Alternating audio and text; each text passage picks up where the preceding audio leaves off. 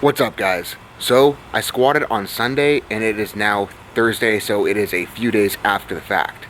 The original plan was to make this another training vlog, talk my way through the training session for you guys, but seeing as how things went, I figured it'd be better to talk about it after the fact and talk about some of the things that I learned during the training session. So the original plan was for this to be my first squat of meet prep, which really it still was. First time on the straight bar, first time trying a straight bar out at the new body weight. For those of you who don't know, I am now about 74 pounds lighter than I was when I hit the 903 back in December. So it has been a big change, and I knew going in that being back on the straight bar for the first time, things would feel different, but I didn't realize how different they would actually feel. Now, up to this point, I have been doing most of my squat training with the safety squat bar, which typically it's usually a little bit weaker of a movement for me, but since losing the body weight, I've actually been able to kind of use the safety squat bar to cheat the movement with my upper back by pulling down super hard and almost rounding to put the load in my upper back rather than taking more of the load with my hips, and being back on the straight bar really exposed that. Something else that I struggled with getting on the straight bar was just knowing where the hell to put the damn thing on my back now. Because where I used to hold it, I used to have a hell of a lot more, well, I wouldn't wanted to say meat, but really I just had a lot of more fat in my upper back, so the shelf was a lot bigger, and I was able to hold the bar lower without really having any fear of it rolling or sliding.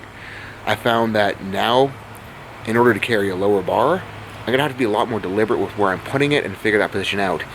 On Sunday, I ended up just running a higher bar placement just because I was getting pissed off at having it feel like it was rolling off.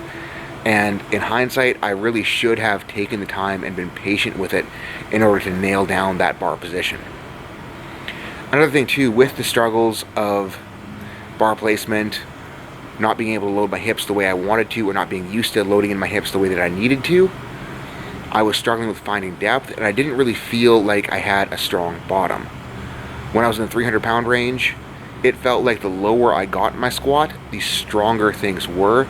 There was so much compression, so much, belly running into thighs, thighs running into belly, everything compacting together. And I just felt rock solid, and I felt like as soon as I wanted to hit the brakes, I could hit the brakes and stop on a dime and stop hard. At 240, that just ain't there anymore. There's basically zero compression.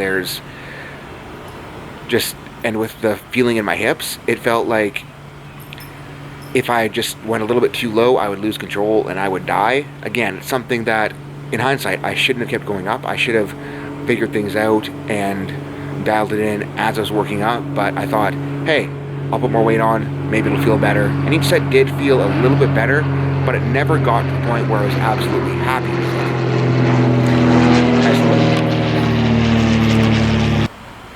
I realized too that I kind of went the wrong direction in terms of stance width. As things were getting heavier, I was bringing the stance out a little bit more each and every time, and it definitely wasn't solving any of the problems I had. And if anything, it was giving me less of a good feel in the bottom of the squat. So, what the heck am I going to do moving forward? Like I talked about, I've been doing most of my secondary squat days and a lot of my heavier work with the safety squat bar. I am going to move away from that for the time being.